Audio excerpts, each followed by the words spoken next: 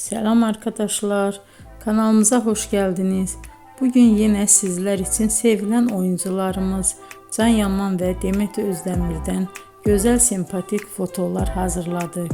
Demet Özdemir Sana Bir Sır Vereceğim, Kurt Seyit Şura, Çilek Kokusu, Erkenci Kuş dizisinde rol almış, herkes tarafından çok beğenilmişti. Biz de sizler için onların sempatik videolarını hazırladık. Bu muhteşem videoların devam etmesini istiyorsanız bol bol yorum yazıp ve bildirimi her zaman açık bırakın ki videolarımız ilk önce siz görün. Hoşça kalın arkadaşlar.